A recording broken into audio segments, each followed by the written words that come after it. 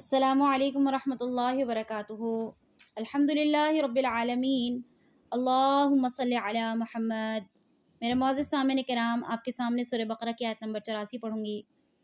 وَإِذْ أَخَذْنَا مِيثَاقَكُمْ لَا تَسْفِكُونَ دِمَاءَكُمْ وَلَا تُخْرِجُونَ أَنفُسَكُمْ مِنْ دِيَارِكُمْ ثُمَّ أَقْرَرْتُمْ وَأَنْتُمْ تَشْهَدُونَ۔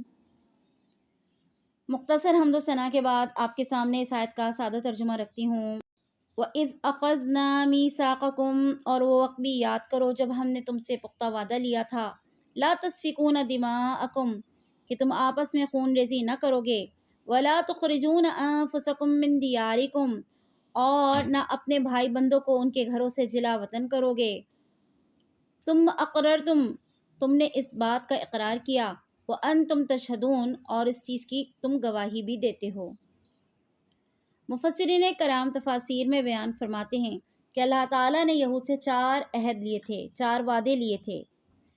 پہلا وعدہ ان سے یہ لیا گیا کہ وہ آپس میں خون ریزی نہ کریں گے، ایک دوسرے کا خون نہ بہائیں گے، ایک دوسرے سے جنگ کے لیے مقابلے پہ نہ اتریں گے، یعنی کچھ بھی ہو جائے آپس میں ایک دوسرے سے جنگ نہ کریں گے۔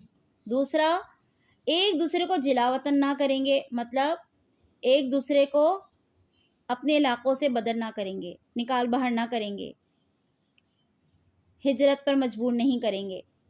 تیسرا وعدہ، ظلم اور زیادتی پر مدد نہ کریں گے، یعنی ایسا نہیں کہ کوئی تمہارا فریق ہی دوسرے پر ظلم کر رہا ہے اور تم اس کی مدد کرو، ایسا نہ کرنا، ظلم اور زیادتی پر مدد نہ کریں گے۔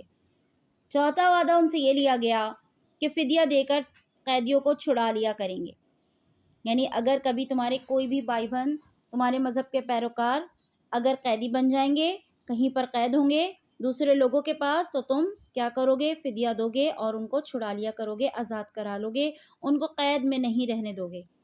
یہ اللہ رب العزت نے ان سے 4 وعدے لیے، اور اللہ رب العزت اس آیت میں کہتا ہے وَأَنْتُمْ تَشْهَدُونَ، تم خود بھی اس بات پر گواہ ہو، تم اپنی کتاب تورات میں یہ وعدہ پاتے ہو کہ میں نے تم سے یہ عہد لیا۔ پھر انہوں نے اس عہد کے ساتھ کس قسم کا معاملہ کیا، آگے آنے والی آیت 85 میں اللہ رب العزت اس کی بارے میں بات کرتے ہیں ہم سے۔ وآخر دعوانا ان الحمد للہ رب العالمین۔ السلام علیکم ورحمۃ اللہ وبرکاتہ۔